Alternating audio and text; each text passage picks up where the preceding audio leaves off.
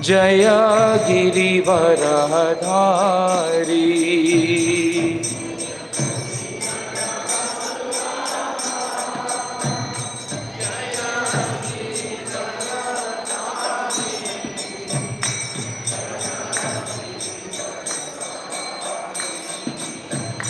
Jaya Yashoda Nandana, Jaya Praja Janaranjana, Jaya Praja Janaranjana.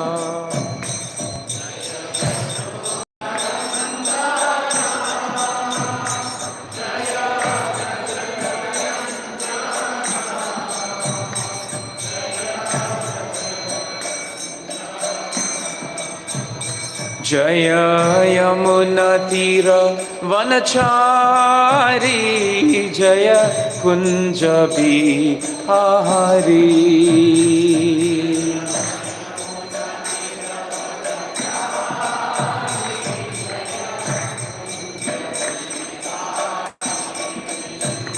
Jaya Yamuna Tira Vanachari, Jaya Kunja Bihari.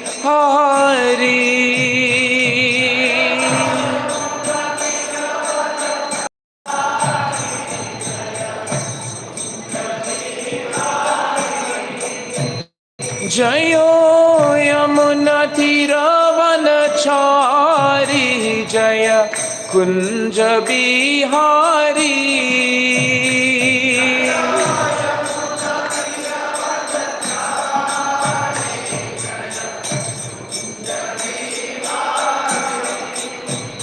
Jaya Radha Madhava, Jaya Kunja Bihari.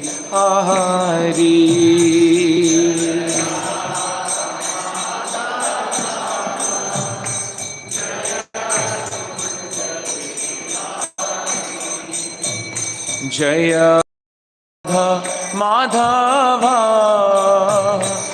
Jaya Kunja Bihari.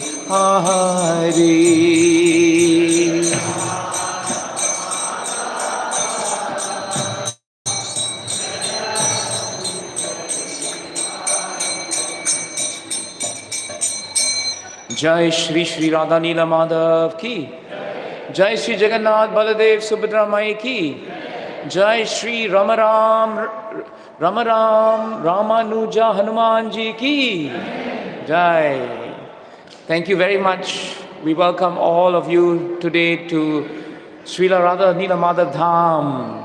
And tomorrow is the most auspicious day of the blessed appearance of our most beloved and eternal spiritual master, Srila Mahavishnu Goswami Gurudev ki. So today we want to look at a very important verse from Bhagavad Gita. It is a verse, chapter 2, text 66. Text 66. So let us look at 266. I will just chant the verse, and then after that, Prasanatma Prabhu will translate the verse in Gujarati. Should we do it? Or should we just do English? Okay, fine. So we do English today. So then we will not have the fortune of hearing Prasanatma Prabhu chant and translate in Gujarati. Because even though I don't understand, I relish the fact that, he's translating it so nicely. Om Namo Bhagavate Vasudevaya.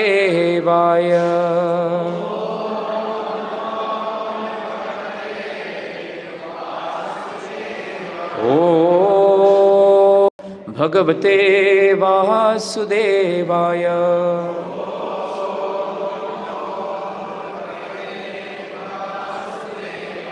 Om Namo Bhagavate Vasudevaya.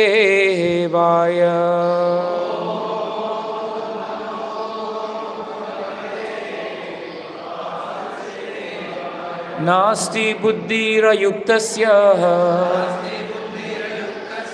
nacha yuktasya bhavana nacha bhavayatha shanti Ashantasya kuta sukham.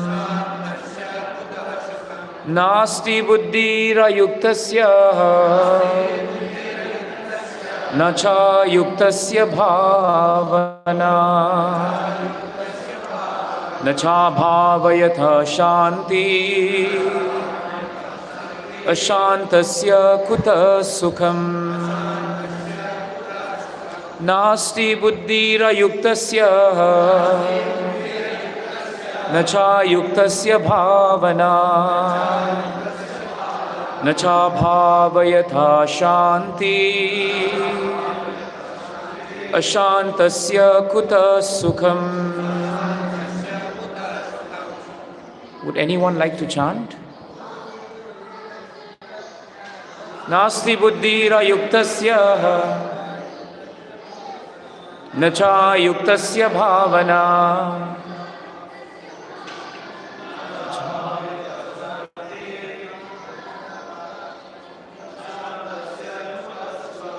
Matajis, anyone?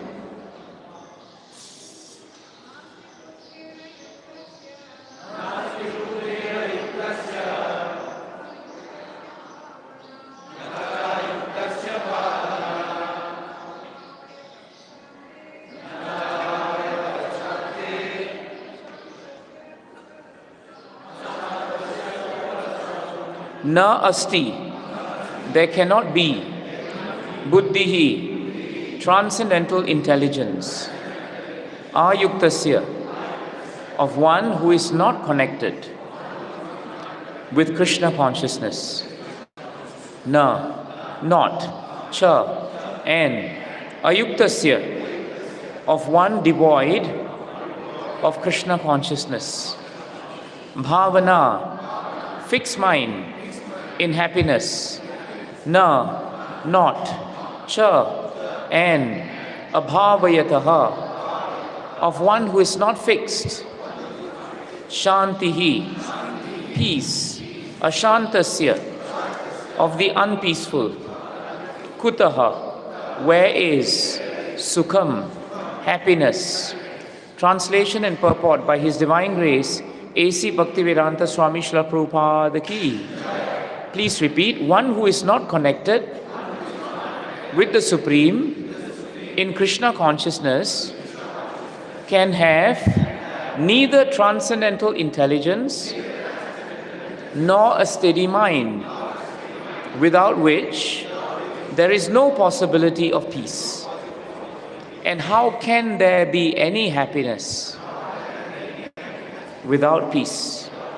And how can there be any happiness without peace? Please hear the purport. In Krishna consciousness, there is no possibility of peace. Unless one is in Krishna consciousness, there is no possibility of peace. So it is confirmed in the 5th chapter, 529, that when one understands that Krishna is the only enjoyer of all the good results of sacrifice and penance, that He is the proprietor of all universal manifestations, and that He is the real friend of all living entities, then only can one have real peace. Therefore, if one is not in Krishna consciousness, there cannot be a final goal for the mind. Disturbance is due to want of an ultimate goal. And when one is certain that Krishna is the enjoyer, proprietor, and friend of everyone and everything, then one can, with a steady mind, bring about peace. Therefore, one who is engaged without a relationship with Krishna is certainly always in distress and is without peace, however much he may make a show of peace and spiritual advancement in life.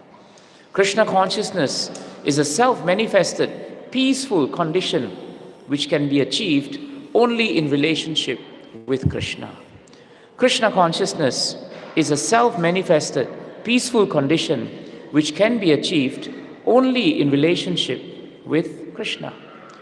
Om Ajnana-timirandasya Jnananjana Shalakaya Chakshurun Militam Yena Tasmai Shri Guruve Namaha Sri Chaitanya Manobishtam स्थापितं येन भूतले स्वयं रूपा कदा मह्यं ददाति स्वापदान्तिकं वन्देऽहं श्रीगुरो श्रीयुतपदकमलं श्रीगुरुं वैष्णवांश्च श्रीरूपं साग्रजातं सहगण रघुनाथं वितं तं सजीवं साद्वैतं सावधूतं भरिजनसहितं कृष्णचैतन्यदेवं श्रीराधाकृष्णपादान् सहगण ललिता श्रीविशाखान्वितंश्च हे कृष्णा करुणा सिन्धो दीनबन्धो जगत्पते गोपेश गोपिकान्ता राधाकान्ता नमोऽस्तुते तप्तकाञ्चन गौराङ्गे राधे वृन्दावनेश्वरी वृषभानुसुते देवी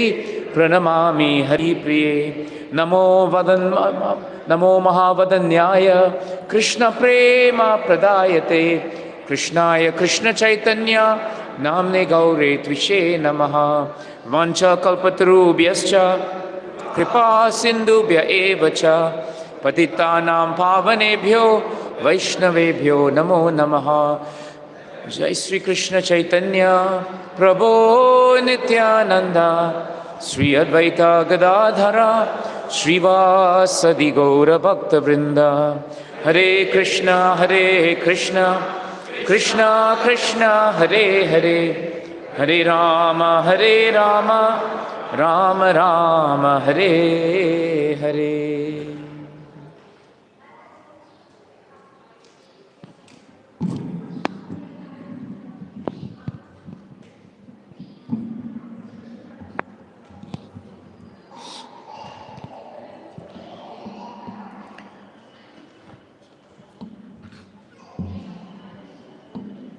So this verse is very important, one of the most important verses from Bhagavad Gita. 1 minute, just move this up. Because it speaks about connection. Actually, when Maharaj discussed this verse, he said that when we speak about connection to Krishna, what we actually mean is actually consciousness of Krishna.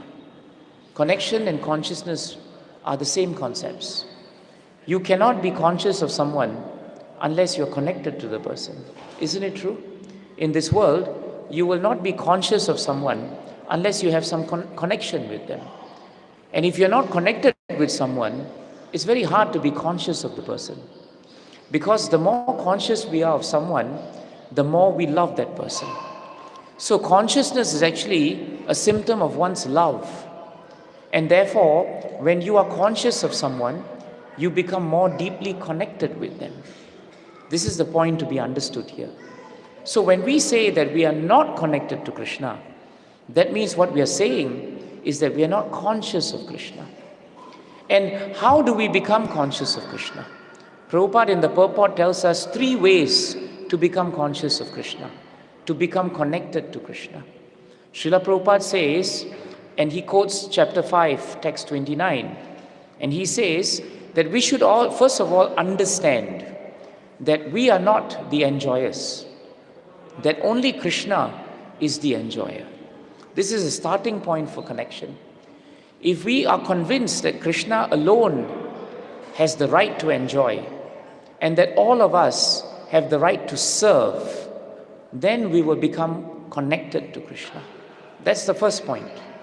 The second point Prabhupada gives is that we should understand that Krishna is the proprietor of everything.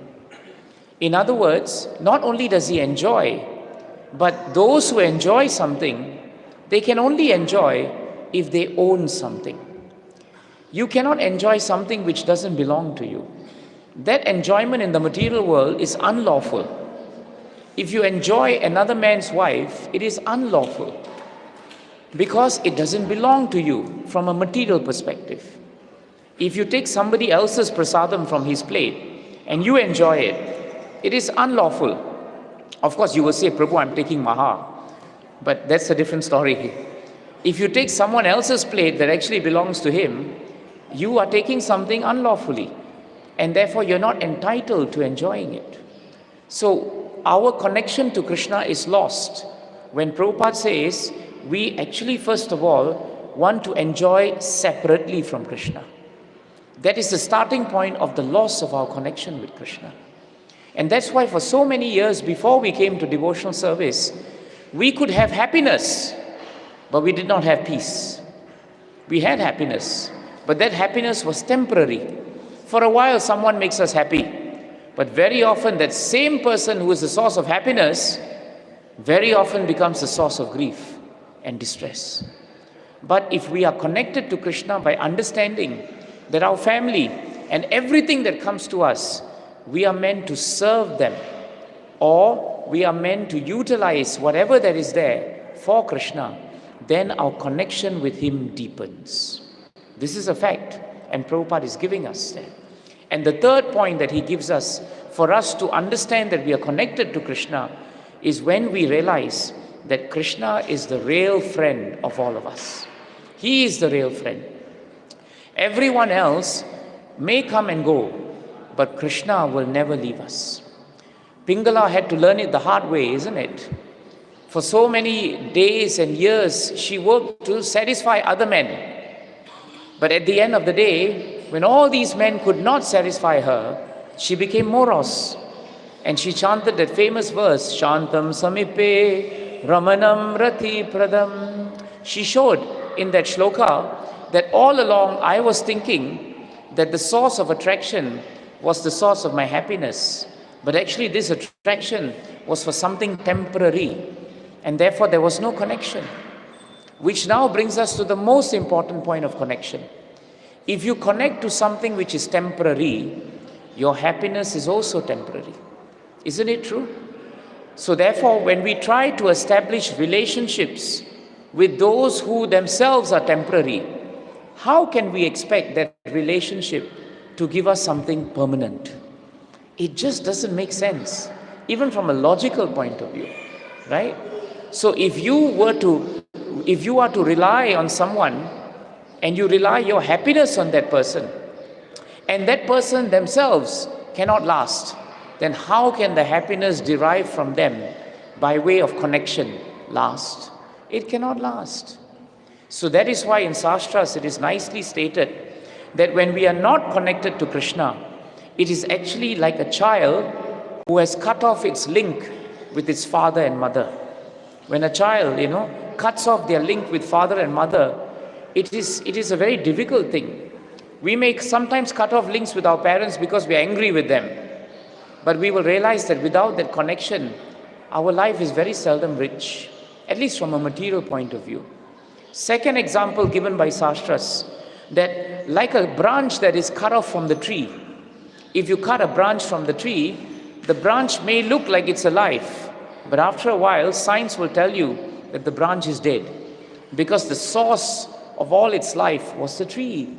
So if we are not connected to Krishna, the source of all our life, the source of all our prosperity, our power, in other words, our connection is gone, and we have no life. And the third example that's nicely given, Prabhupada gives it, is a spark. When fire is burning, you see a spark coming out, isn't it? And the spark sometimes comes out. If you're near to the spark and you touch it, you will realize that it is very hot. But give it 1 minute or so, the same spark dies off, because it has lost its connection with Krishna. That's why Maharaj used to tell us that just by seeing our faces, he could tell if we were connected to Krishna or not.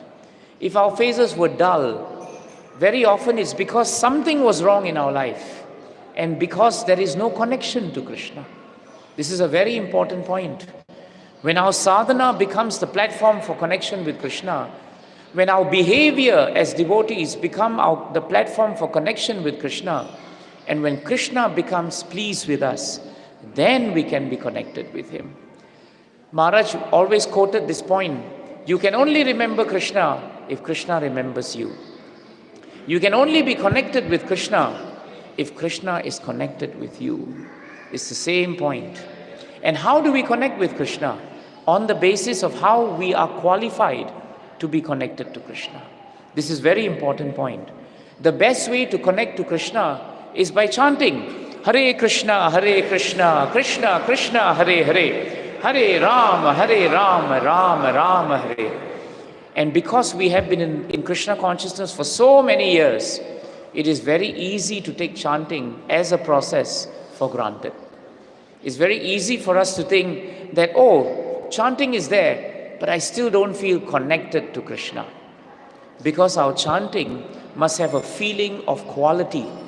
That is very important. Janma Aishwarya Shruta Shribir Edamana Madaha Puman Naivarhati Abhidatum Vai Tvam Makinchana Gocharam. Yesterday we spoke about this verse, isn't it? And Kunti Mata says so nicely that when we have these four opulences, Janma, birth, Aishwarya, wealth, Shruta, education, Shribir, good looks, all these four, they actually don't deepen our connection with Krishna. In fact, they actually distance our connection with Krishna. Especially when we become pramattanam, when we become insanely attached to these four. When we are very attached to these four, then we forget our connection to Krishna. We become more connected to our looks. We become very connected that we are brahmanas. We become very connected to the fact that we think that we are very rich. And we become very connected to the fact that we think that we are very educated. In all this, the connection with Krishna is lost. But Kunti Mata says that if you chant with feeling, if you have quality to chanting, then that quality will allow us to be connected to Krishna. So this quality is very important. But in order for us to be connected to Krishna, chanting, hearing, glorifying, that result is, how do we know if we are connected to Krishna? Maharaj said there's only one symptom that will show when we are connected to Krishna. And that is the symptom of peace. Peace. How can there be happiness without peace? Isn't it? The end of this sloka is that if we are connected to Krishna, you can easily see the symptom. We don't have to fool ourselves. Are you peaceful in your heart?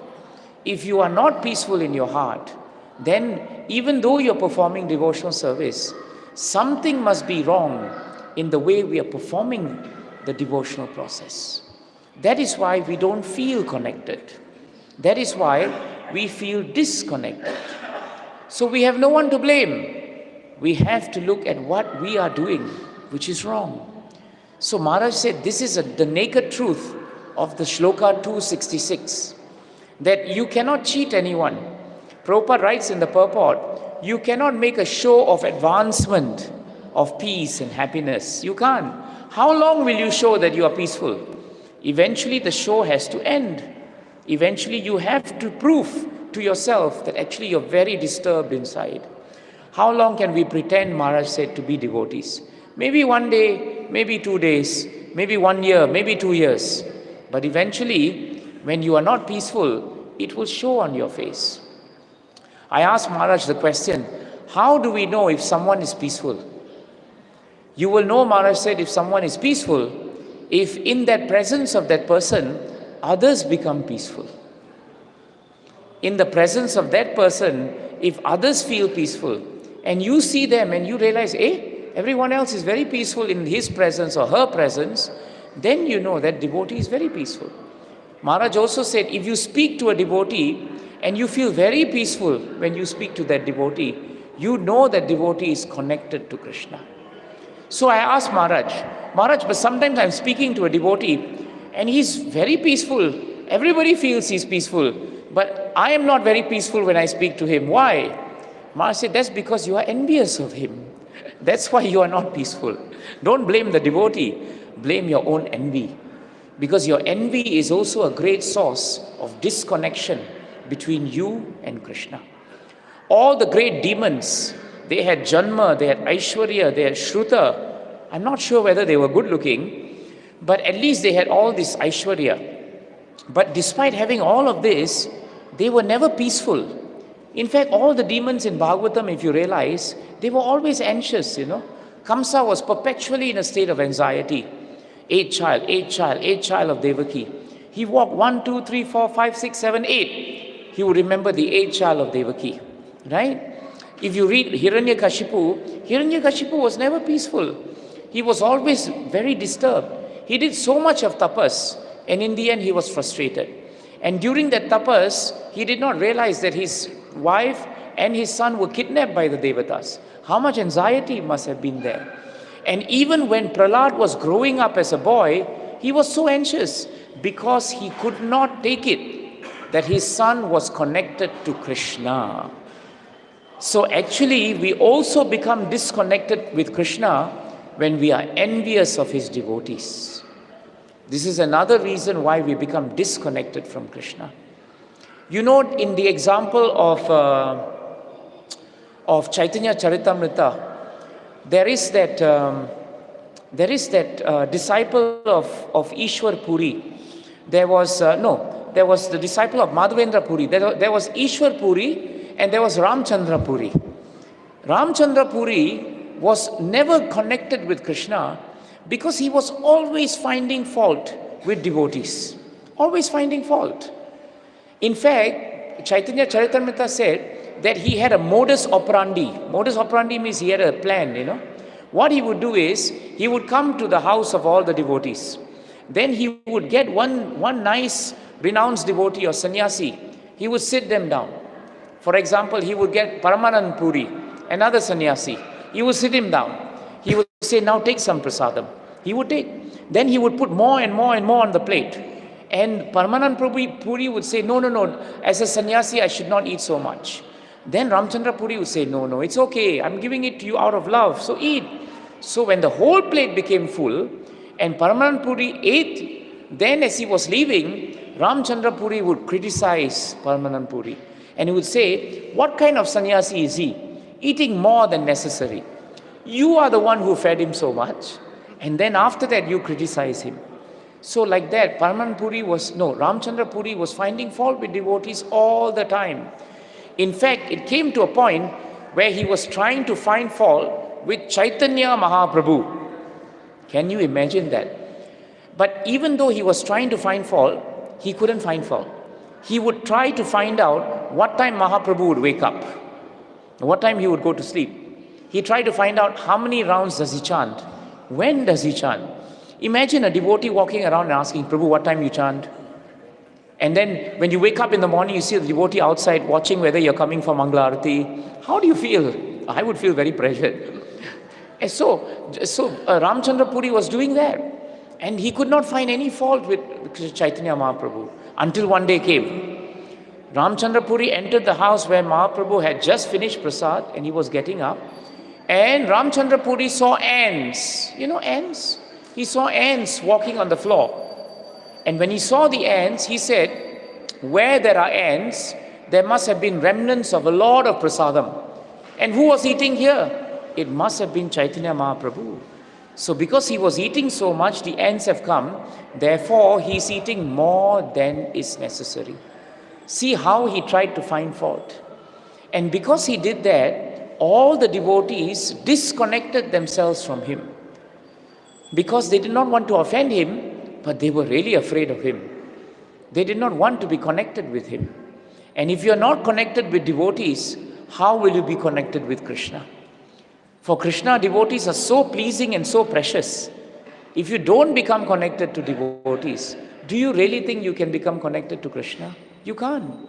If we are not connected to our spiritual master, how can we become connected to Krishna? It's not possible. So in the end, Ramchandra Puri's criticisms got him completely disconnected with Sadhu Sangha. And eventually, he left the Sadhu Sangha of devotees. Because when we become disconnected with Krishna, the symptom of that is we are not peaceful. But the second symptom of that, Shastra say, is that we will develop more and more material desires. There will be more and more material desires in our heart when we become disconnected from Krishna. So now we must check our own list. Don't check other people's list. Check your own list. Are my material desires increasing? So many years of devotional service, desire is increasing. Why? Because our connection is not deepened. Our connection is not deepened. When we use the word increase our connection, Maharaj actually had a different word to use. He said instead of using the word increase our connection, We should use the word deepen our connection. When we deepen our connection, our foundation becomes very strong with Krishna. That is what we must do. We may appear to lose materially when we connect with Krishna, but spiritually, we are always deeper in benefit. One very good example we can get in Krishna consciousness is Jatayu. You remember Jatayu, the vulture king? Jatayu in Ramayana was actually retired. He was very old. He was not strong. In those days, he was very strong. But by the time Ravana had captured Sita and was flying across with his chariot, Jatayu was actually retired, not strong. But when he saw that Ravana had caught Sita and Sita was crying for help, Jatayu did not keep still. He saw it as his service to serve Mother Sita. And what did he do? He flew up in the air and he fought Ravana. And Ramayana tells us that even though he was not so powerful, he gave Ravana a good run for his money, so to speak. In fact, in the beginning part of the fight, he was almost going to defeat Ravana. He was cutting and slashing into Ravana, and he was even pushing off the helmet of Ravana. But eventually Ravana was so powerful that with his sword, he slashed the wings fatally of Jatayu. And Jatayu fell to this world. And he was mortally wounded. Now Ram and Lakshman were passing by and they were frantically looking for Sita. And when they saw this big bird lying down, first they thought that it could be Ravana. Then they thought it could be one of the disciples or friends of Ravana. They approached Jatayu very carefully. But when they saw that it was Jatayu, the king of the vulture, and when Jatayu started speaking to tell them what he had tried to do, then they realized what a great personality Jatayu was. So Ramayana tells us that even though Jatayu was materially, he lost the war, rather he lost the battle with Ravana, but he won the war. He won the war against Maya, because though he could not, actually succeed, even though on paper he could not succeed in his service, Lord Ram and Lakshman were so happy and pleased with his attempt at serving Krishna as Lord Ram, at serving Mother Sita, who is non-different as Lakshmi Devi, that when Jatayu left the world, they performed his funeral rites. And Lord Ram declared on that day that even though it pains me to be separated from Sita, today I am more pained at my separation from Jatayu. Why? Because Jatayu's connection with Lord Ram was very deep. He did not fight to succeed materially. This is a very important point. Very often when we perform devotional service, we think that there must be some outcome from devotional service. Just like material work, there is an outcome. But outcome is not in our hands. Connection is in our hands. But outcome is not in our hands. Vritasur fought the war with Indra. But Bhagavatam will tell you that he failed to kill Indra. He failed. But he succeeded because his connection with Krishna deepened even though he failed materially. You see the point? Parikshit Maharaj failed in this world because he was cursed. But he succeeded because after that curse, his connection to Krishna deepened. It deepened. This is the important point. There is a vast difference between material perfection and spiritual purity. Purity doesn't equate to material opulence. Very often, Sudama, for example, what qualification he had? He had no qualification. But despite that, he was very much connected to Krishna. Even though Parikshit Maharaj was so qualified, but he was cursed. And though he was cursed, he appeared to have lost everything. But the truth of the matter is, he was deeply connected. In all of these instances, you will see that the connection of the devotees had nothing to do with their material standing. It had nothing to do with whether they were successful materially. This is a very important thing. Do not always equate our connection with what we call paper success. When we grow in Krishna consciousness, it's very easy for us to think, I have a big temple, I have deities, we are sitting in the temple, therefore we are successful. No. Vaishnava Sevak Prabhu is constantly working to build a devotional congregation. We could have stopped with the temple and forget about everything else. But we have to deepen our connection with Krishna. Every year, every day. This is very important. But the deepening of our connection with Krishna does not depend on our material qualification. It depends on our acceptance that Krishna is the proprietor. He is the enjoyer. And that actually, he is our true friend, not anyone else. Jatayu, Lord Ram displayed and proved to Jatayu that he was the true friend of Jatayu. Because even though Jatayu tried and he failed, Lord Ram did not curse him. Oh, why didn't you save Mother Sita? He was not angry with him even. He was not. It's a very important point for us to realize. So this connection means that we have thrown away our connection with Krishna. Sometimes because of our behavior, not only do we throw ourselves away, but because of our behavior, Krishna may abandon us. Just like Krishna abandoned the demons who did not believe in him, but Krishna never abandons his devotees. This is a very important point. Lord Ram wanted this beautiful bridge, powerful bridge built within a very short time. Overnight it was supposed to be built. And the devotees of the Lord, the Vanaras, they had full faith in Lord Ram. So when Lord Ram said, build the bridge, they had faith that they could build the bridge. Not because of their own prowess, but because of their connection to Krishna, their connection to Lord Ram. So another point we should take back from today is a symptom of our connection to Krishna is the amount of faith we have in him. It is a direct relationship. How much you have faith, that much faith you have in Krishna, that much connection you will have.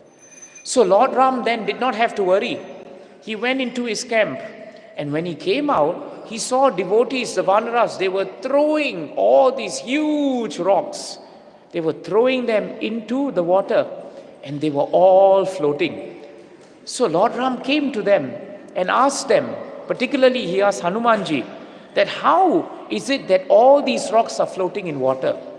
And Hanumanji said, it's very simple. We just write your name on the rock. And when we inscribe the rock with your name, Lord Ram, that rock has become connected to you, Krishna, Lord Ram. It has become connected to you. And because it has become connected to you, now it floats. So Lord Ram became very amazed. And so what he did was, he picked up one rock and he threw it into the water. But instead of the rock floating, the rock went right into the water. It entered. It just sunk into the water. So Lord Ram was thinking, these Vanaras, they are allowing the rocks to float.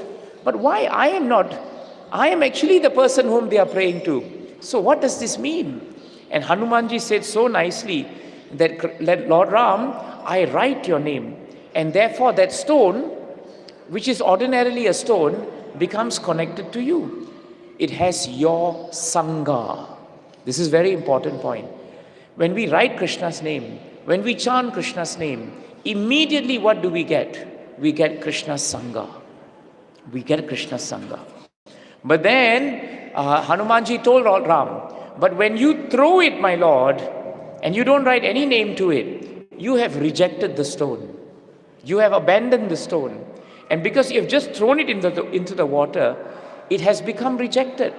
What chance then does this stone have to survive at the top of the water? It has no chance. And therefore, it is stated very nicely, do anything and everything. Perform all your karmas, but perform them in such a way that the Lord will not reject you. This is what Maharaj told us. Do your actions in such a way that you are not rejected. Instead, perform your devotional service in such a way that you are always connected. This is a very important point. If you are not connected to Krishna, then just like the rocks that go into the water, we will also just dive deep into this material ocean of birth and death. That is what will happen to us. And this connection, as I said to you now, is never established on material lines. It is only established on the basis of our sadhana and on the basis of our deepening of connection. Look at Bali Maharaj. Bali Maharaj was bound by the ropes of Varuna and humiliated and humbled by Vamandev. It appeared as if Bali was disconnected from Vamandev actually, isn't it? Because of his pride, because of his asat sangha, he was disconnected. He thought he was the proprietor. He thought he was the enjoyer. And he thought all his friends were his actual friends. But Vamandev came back to reclaim him. Why? Why did Vamandev give Bali Maharaj so much mercy? Only because of two things. Because Bali Maharaj was the grandson of Prahlad Maharaj. Because of Sadhu Sangha, Krishna re-established his connection with the grandson of Bali. So that is another way to establish connection with Krishna. Through the agency of serving the pure devotees of the Lord, through the agency of serving the devotees of the Lord, we become connected to Krishna. Bhaktaye bhakta janapriyaha. What to speak of my devotees? Even the devotees of my devotees are very, very dear to me. Very dear to me. So even though Bali was disconnected, Vamandev came personally to connect him. And how did he do that? By taking away all his material qualifications. So sometimes Krishna is so kind as a true friend that even though you are very qualified, he may take everything away from you. Overnight he can just take everything away. But when he does that, he deepens your connection to him. This is important. So Bali lost everything, but he did not lose one thing, his determination to become connected to Krishna. And that is the second point, right? The second point after faith. If we want to be connected to Krishna, first we must have faith in Krishna. And second, we must have determination to actually serve Krishna. F is faith and D is determination. Maharaj called it fixed deposit. F and D, isn't it? If your faith is strong and your determination is strong, then it becomes an FD. You fix your deposit. Where? In the bank of Krishna.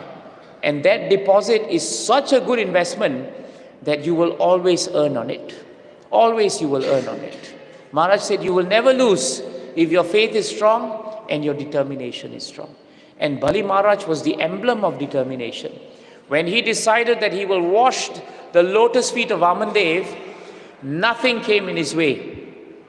Even Sukracharya, his own guru, who gave him all the favorable arguments that this is Vishnu, you're going to be cheated, you will lose everything. Of course, the side story was, if Bali Maharaj loses everything, then Sukracharya will be out of work, isn't it? And if he's unemployed, then what's going to happen to him? So it was in his interest that Bali continue to reject Vamandev. But Bali said, no, I have given my vow. And even if Vishnu is the enemy, and he has come in the form of a Brahmana, I will not break my vow.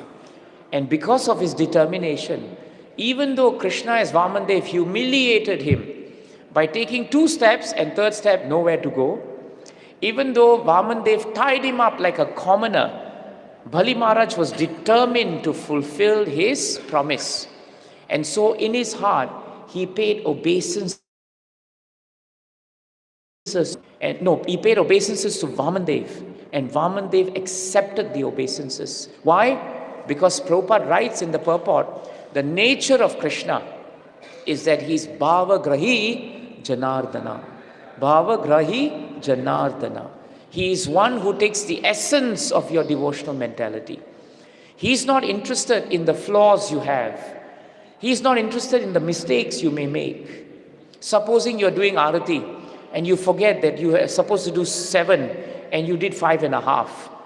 Krishna is not going to cut off connection with you because of that. Now you didn't do this, right? Cut off connection today. No, he will not do that. He won't do that. I remember one time I was in UK with Maharaj, and I was very young in Krishna consciousness and I had no idea how to do Arati. And so at the end of the youth program, all the youths were new And only person senior was Maharaj. And so they said, Maharaj, sit down. And then they thought I was very senior, so they told me to do the arati. So I went up to Maharaj and I said, Maharaj, I don't know the sequence. What should I do? I will commit offense. Maharaj said, don't worry about sequence. Don't worry about how many times you have to do it. I said, Maharaj, can you do it? Maharaj said, when I'm doing, I also forget the sequence. It's all right. What you do is, you just chant Krishna's names and you do how many rounds you want. Because you don't know, right? Just do it. But you must remember Krishna. If you do it very nicely and you're counting very good, but you forget to be connected to Krishna, what is the point of that? Krishna will take the essence of your remembrance of Him, not how you externally perform a service. And that I learned that very important lesson that day. Of course, after that, I tried to learn the sequences.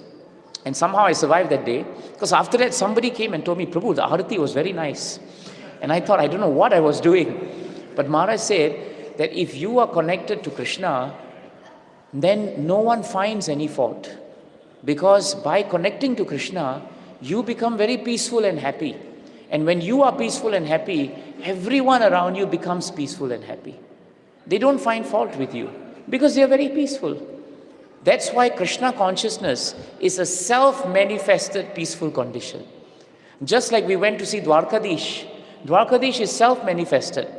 Dwarkanath is self-manifested. These deities came on their own. Therefore, Krishna consciousness is already in the heart. Right? Nitya Siddha Krishna Prema. It is already in the heart. Therefore, it is self-manifested. It is a peaceful condition. We just have to get connected to it. It's like you have this beautiful chandelier. It's in the temple. But if there's no connection to the main electricity, then what is the point of the chandelier? It looks very nice, but it will not help. It will not work. So you may look externally very nice, but connection is not there. What's the point? So this verse is really talking about that connection with Krishna must be self-manifested. You cannot wait for someone to manifest it in you. It becomes our duty. Don't blame other people that I'm not peaceful. Prabhu, because of you, I'm not peaceful. Vaishnava Seva Prabhu, you did not create nice, peaceful atmosphere, therefore I'm disturbed. It's very easy. Maharaj told me the person whom everybody blames is Vaishnava Seva Prabhu. But he's doing the most seva. He's doing everything for everyone. We take the hotel room, the fan doesn't work, Vaishnava Seva Prabhu, fan doesn't work. We turn on the tap is not working properly, Vaishnava Seva Prabhu, tap is not working properly. But we don't see the effort he's putting. That's why Maharaj gave him the name Vaishnava Seva. Because by serving the Vaishnavas, we become connected. So do not see externalities so much. If that person whom you are connected to, if he is performing nice sadhana, if he makes some mistake somewhere, please deepen the connection to his sadhana and what he's doing for Krishna. Don't deepen your connection to the criticisms. Don't deepen your connection to the externalities. Deepen your connection to the principles. That is very important. What is that nice verse? There's a very nice verse that says this, and we can end with that verse. Vyadasya sharanam dhruvasya chavayo vidya gajendrasya ka kubjaya kimunamarupamadikam kim tad sudhamno dhanam vamso vamsako vidurasya yadava ugrasya kim paurusham bhaktya tushyati kevalam nacha gune bhakti priya mukundaha. This is a very beautiful verse that's found in Rupa Goswami's compendium known as Padyavali. And there, Rupa Goswami, brings up this very important point. He says, where was the hunter Dharma's piety? You all know the story of Dharma, the hunter. In Mahabharata, Dharma was a hunter. And one time there was a Brahmana known as Kaushika. That Brahmana known as Kaushika was very proud of his Brahmanical qualities. He thought he was a great devotee. But the problem with him was because he was so proud of his abilities, he became very angry. He had a lot of pride. Where there is pride, there is anger. So one day he was sitting down and performing his penance, when all of a sudden a bird, which was seated on top, it just actually excreted droppings on the head of the Brahmana. Brahmana became so angry that he looked up at the bird, and with his anger, he just burnt the bird into ashes. Now Brahmana became upset with himself, and he decided that to neutralize this effect, he will go and do madhukari. So he went to beg, and the first house he went to was a lady, and he said, "Mother, please give me some alms." And she said, "Wait, my husband is here. It is my dharma to serve him first." And Kaushika became very angry with her, and he said, "How dare you ignore me and serve your husband?" And she said, "I am not the bird on the branch for you to become angry with and burn." And Brahmana became very scared. What is this? How does she know that I was in the forest and I burned a bird? And then he said, "Mother, please tell me how you have become so strong in your tejas." She said, "Because I have learned the meaning of dharma from the hunter dharma." So Brahmana was thinking, how can this hunter be a person whom I can learn from? Where is his piety? This is the point that is being brought up in the shloka. Where is his piety? Brahmana, I have piety. I'm performing everything very nicely. Everything is done according to dharma. All the rituals are performed very well. What is his dharma? So he decided to go and see him. So he went into the town of the country of Mithila, and there he saw dharma. And to his surprise, this dharma was a hunter. And he was thinking, what can I learn from the hunter? But he saw that every time the hunter was performing his dharma, without exception, he was remembering the Lord. He knew that his dharma was there. He realized that his dharma was not perfect, but he realized that there was a higher dharma that was higher than his imperfect dharma. And that higher dharma was savai pumsam paro dharmo, yathor bhakti radok saje. So the dharma, the hunter dharma, taught Kaushika a very important lesson, that we may tick off all the boxes of Jnana Kanda and Karma Kanda and all these things, but if there is no devotion to Krishna, there is no connection. So the dharma, the hunter dharma, had no piety, but Krishna accepted him. Then it is very nicely stated by Rupa Goswami here, where was Dhruva's maturity? So first is dharma's piety. Second is, where was Dhruva's maturity? Dhruvasya, where was his maturity? Dhruva Maharaj was 5 years old. He went to the forest not for pure devotional service. He didn't go there for pure devotional service. He went there because he wanted to be greater than his father and greater than his brother, and he wanted to snub his mother, his stepmother. That's all he wanted. And when Narada Muni came and told him, "Go home," he said, "No, I don't want to go home. I'm not going to be so sadhu, but if you give me a way that I can attain what I want, which is still material, then do it, otherwise go." That was Dhruva Maharaj. So he was very immature. He did not come to bhakti because of ahaituki apratihata. No, he came with motive.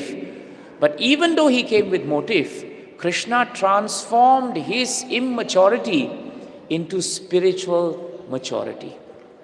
He gave him that spiritual maturity because he executed the principle of devotional service. His sadhana was very nice. He was very sincere to all the instructions of his spiritual master, Narada. So he was imperfect, but he was spiritually perfect. So what is the first one? Dharma's piety. What is second one? Dhruva's immaturity. What is the third one? Gajendra's knowledge. Where was Gajendra's knowledge? Gajendra is elephant. Elephants are not very smart. I have never seen an elephant with PhD. Never seen. Never heard. The only PhD an elephant has is how to break through a forest the way Gajendra did. That he could do, we couldn't do. But Gajendra had no knowledge of Krishna. He was not powerful at all. Bhagavatam tells us that he was instead intoxicated with sense gratification. And even though before that he was Indradyumna Maharaj, and he was a great devotee of the Lord, he was cursed by Agastya. And so he lost all his knowledge. That's why in this shloka, the question is asked, where was Gajendra's knowledge? Indradyumna Maharaj lost all his knowledge when he became Gajendra.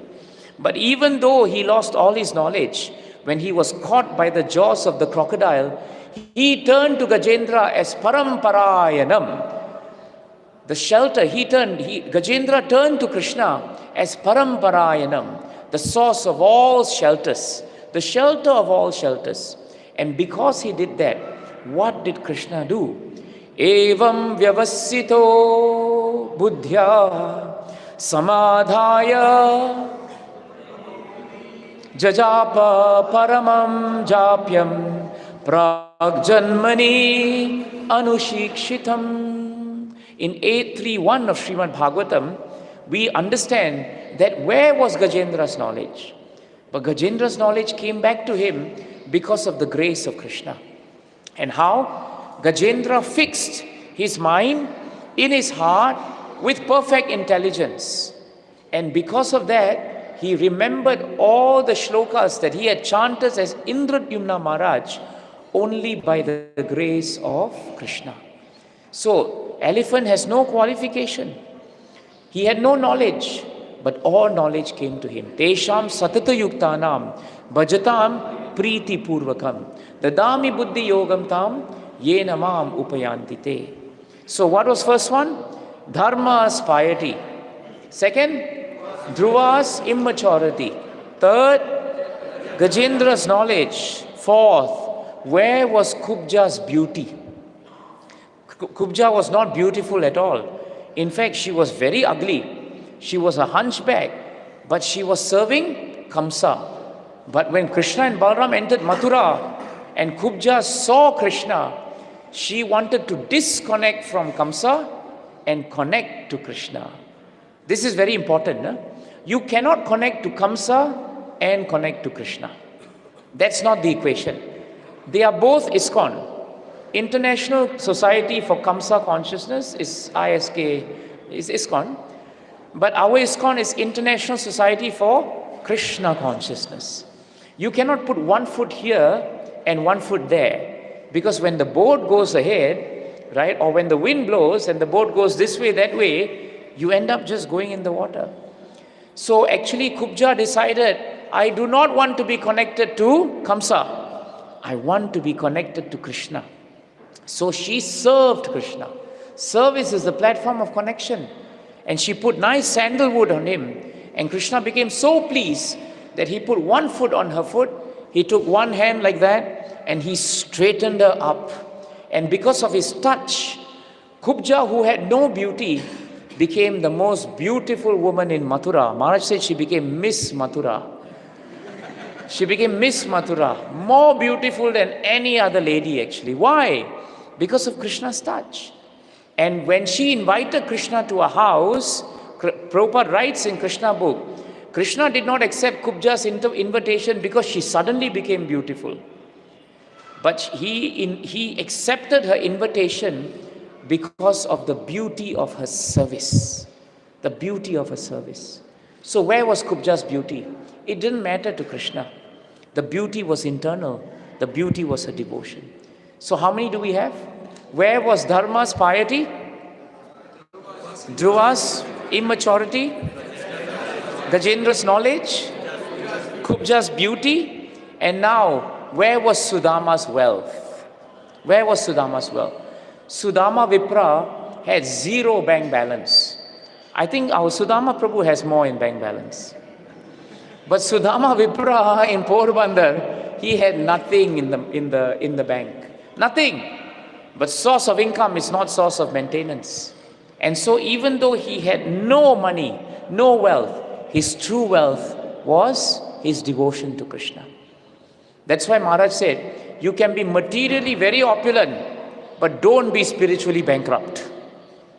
Better to be spiritually opulent and materially bankrupt. That's better. But best to have something, but always be spiritually full. That is the important thing. So Sudama had nothing. He went to Krishna with nothing. But Krishna could not reciprocate what Sudama gave. Can you imagine that? Because what Sudama gave was borrowed chip rice. And Krishna could not borrow from anyone. Why? Because nobody can give Krishna anything. Why? Because everything belongs to Krishna. Can you imagine that? So actually Krishna cannot borrow something from anyone, because everything belongs to him. We can borrow. So therefore Krishna became defeated by Sudama's lack of wealth, but his devotion. So how many do we have now? Dharma's piety, Dhruva's immaturity, Gajendra's knowledge, Kubja's beauty, Sudama's wealth, Vidurasya. Where was Vidura's noble birth?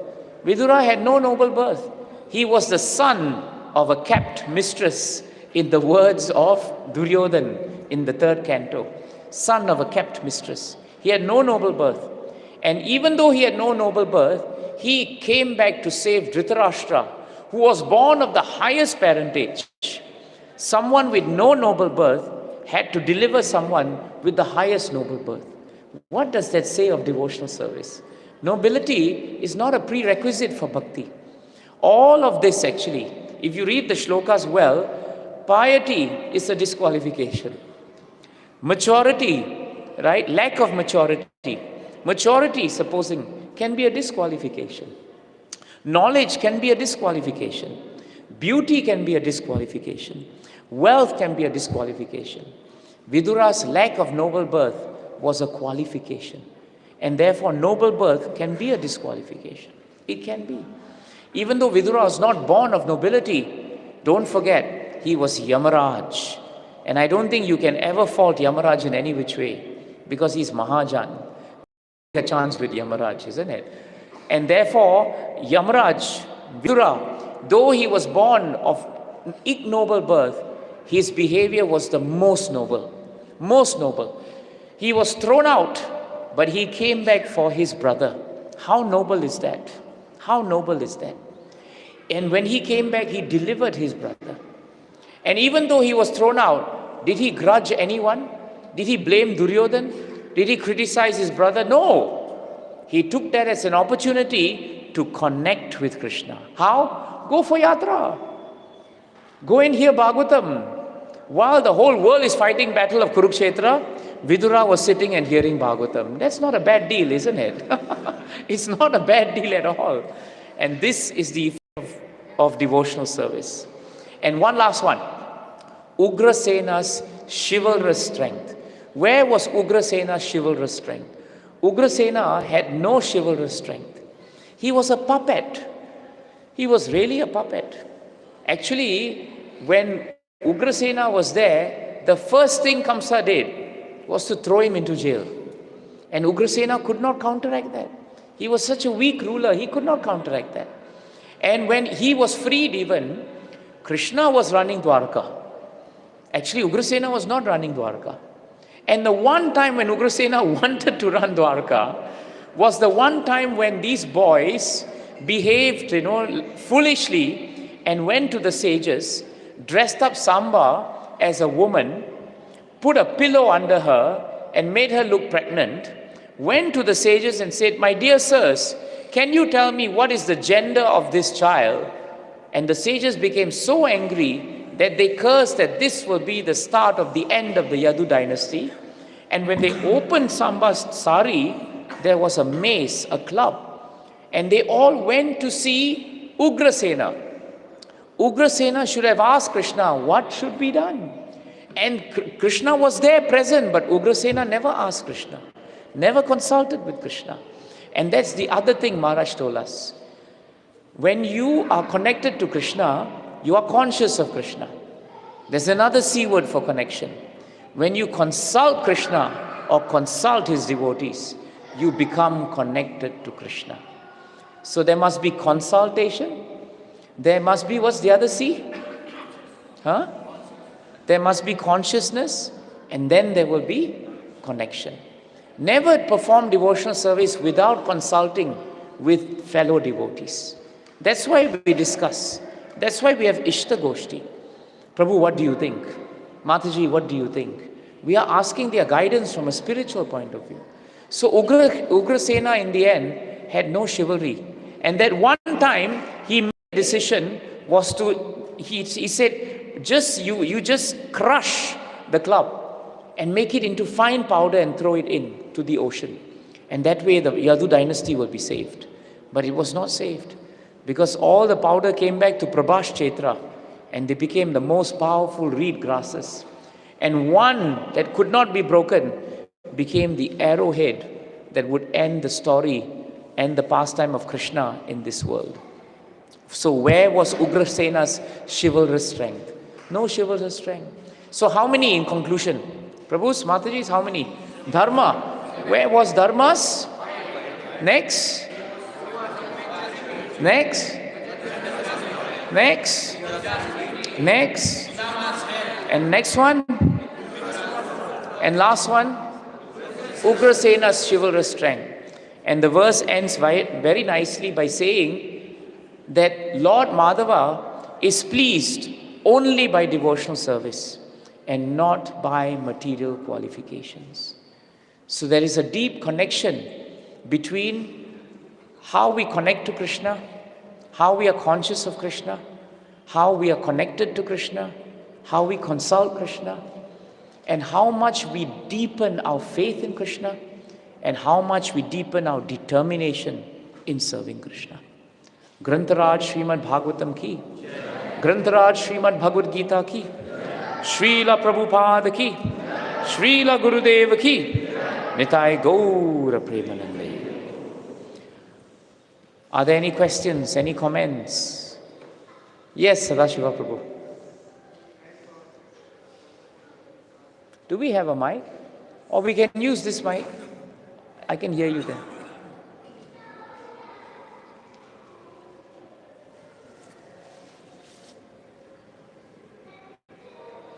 Is it working? Never mind, Prabhu. You speak, I will repeat.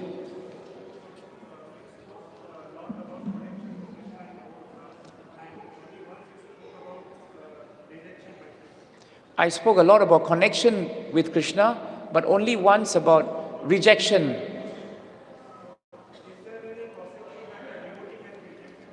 Is there any possibility that a devotee can be rejected by Krishna? Very nice question. If actually we are devotees, then by definition Krishna will never reject us. If we are devotional in our behavior, then there is no reason for Krishna to reject us. Krishna will always accept us.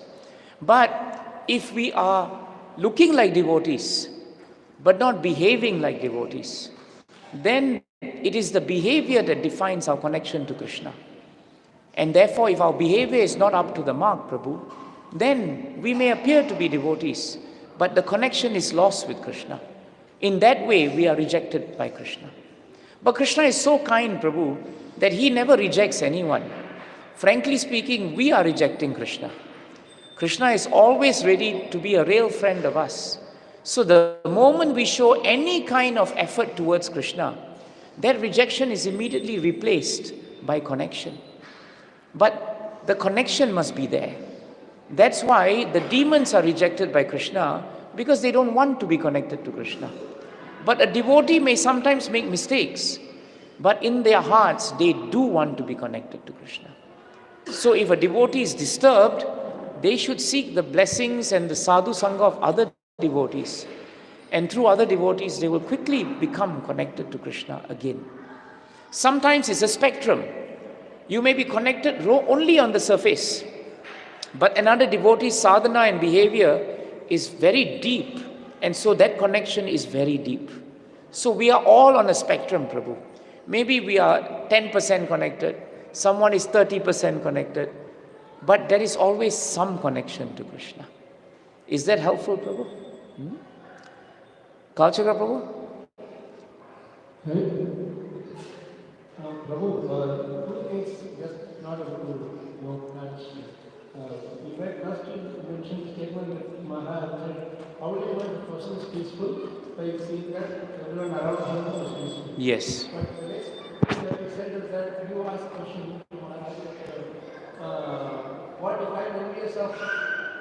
person. So I got peaceful in another person.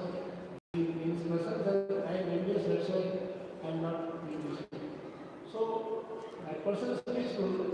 Around him we should be peaceful. That's why I am envious of him. What I meant, Prabhu, maybe I wasn't clear, is that if we are peaceful by constitution and devotion, then others around us will also become pacified and peaceful. But if we are envious by nature or critical by nature, then others around us also will become disturbed. That is what I meant. Okay, so in our certain statement, you are envious of him being peaceful. If you are envious of someone who is peaceful, then even if that person is peaceful and you are in the presence of that person and you find I'm not peaceful, it's because of your envy and not the person's devotion. But we can also put this argument that if that person is really peaceful, he should have been very peaceful, including all who is envious. Prabhupada was very peaceful, but many people who were with Prabhupada were also not peaceful. So, therefore, it proves that someone who is pure may be peaceful. Krishna is very peaceful, Prabhu, but we are around Krishna, but we are not peaceful. That's because of the envy within our hearts. It's not the fault of Krishna. Krishna is giving mercy, but we are not receiving it. Someone is giving peace to you, but you must be a receptacle for that peace also. If you're not a receptacle for that peace, if you're not spiritually responsible to receive that peace, then even though others around you are becoming peaceful with that person, you continue to have issues with that person because of your envy. Is that helpful? Yes. But the original definition, does it hold true? What is the original definition? How do you find someone is peaceful means everybody around you should be peaceful? Prabhu, generally you know when someone is peaceful because people around him don't have issues with him. They always connect. You see, when we saw Maharaj, when we see our spiritual masters, as they move around, what Maharaj meant was, people are always connected to them, they remember Krishna, they become inspired by them. So that general principle is there, because an acharya or a devotee is able to inspire peace in others because they are peaceful. If I have $5 in my pocket, I can only give you 5. But if I have 5 and I can't give you more, but that doesn't mean that everyone who connects with that person will be peaceful. Kamsa connected with Krishna, but his connection was on the basis of envy. So even though many people were inspired by Krishna, even while Krishna was here, many people were also not inspired by Krishna. So the general principle is there, but there's also the other principle that we have a responsibility too, from our end. Does that help? Yes. Viraj Prabhu. Oh, Sudama Prabhu, yes. Hare Krishna, thank you for the wonderful session. It has been in the last 2 days you talked about purity and perfection, right? So there are a couple of things that I wanted some clarification on. In terms of purity is a qualitative, you can't measure somebody's purity per se, but whenever we do something for Krishna, we want to be as much perfect as possible. So again, we are willing to, we cannot say that it's a person who is trying to achieve perfection and doing something for Krishna is not pure. Actually, what we mean, Prabhu, is when we want to do something for Krishna, we want to do it with as pure an intention as possible, not perfect. But if we are trying to achieve perfection with that, What if you're trying to do something with the right intention, that is purity. But if you're trying to perform something in a perfect manner, then the emphasis is more on how it looks externally. The emphasis of purity is more on your intention. But if your intention is pure, then that is perfect. Unfortunately, the tendency for us is we don't look at our intentions. And very often, we don't know other people's intentions. So we look at something very perfect externally, and we say that person is perfect.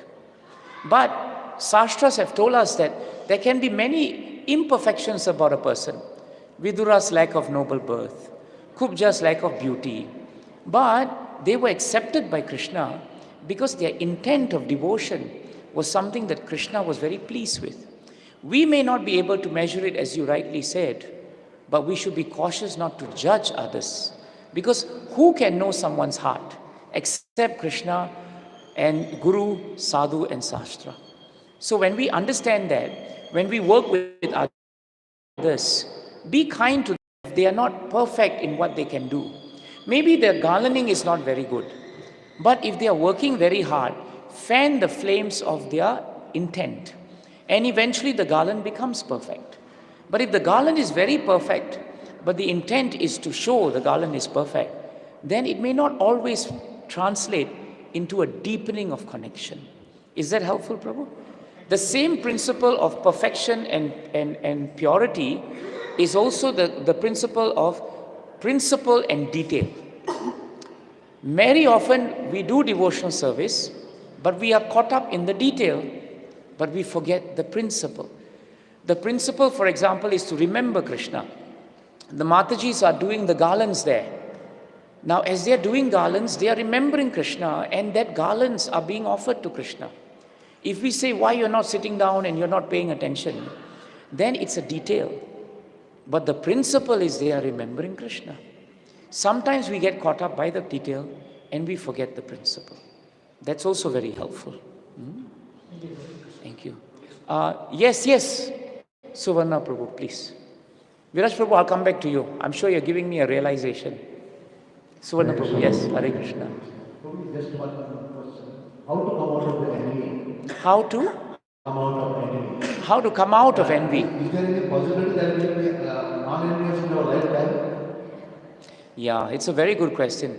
Is it possible that we could be non-envious in our lifetime?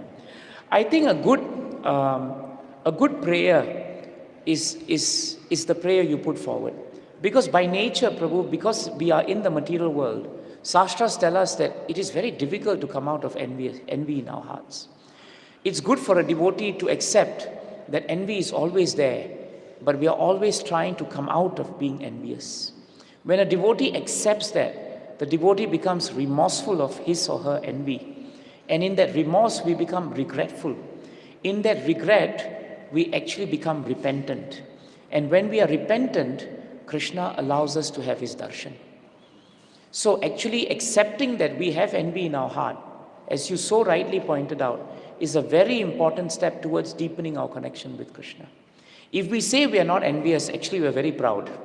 Because it's also easy for us to become proud that, Prabhu, I'm not envious of you. See, the way I say it already, you know I'm proud of it, isn't it? That means the next time you do something, right, I could very well become envious of you. Pride, envy and anger, they're all related, Prabhu. The source of envy is pride. So to the first point of yours, if we want to wipe out envy, we have to diminish our pride. When we are proud, we think I can be better than someone. But in life, someone is always better than us. But we still have pride. So if someone's better than us and we are proud of who we are, we become envious of that person who is doing better than us. That is how envy comes, Prabhu. So the source of envy, Shastras tell us, is actually pride. If we are really humble by nature, we will never become envious of others. Because if others do something better than us, we have nothing to be proud of because we know we are not good in that. We become happy for them. We become inspired by them. We want to learn from them. So where there is no pride, envy is not there. But because we are born into this material world, pride is so much a part of this material constitution. And how can pride go? By nice practice of Krishna consciousness. Pride comes because we desire, and our desires are materially motivated. It gives rise to pride. Is that helpful?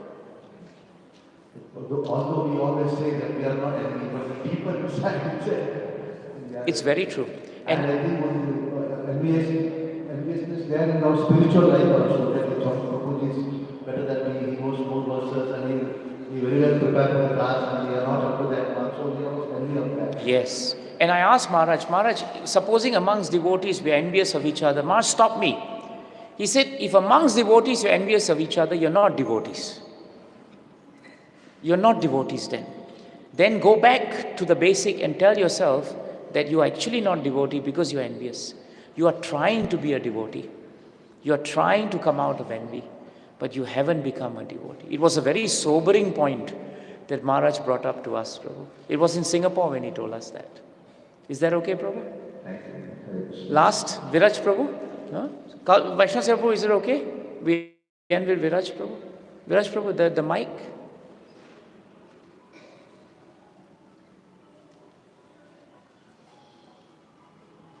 Hare Krishna, apologies for losing. It wasn't a question, just wanted to comment, and I think your discussion with Sudama Prabhu, you already explained it to a great extent.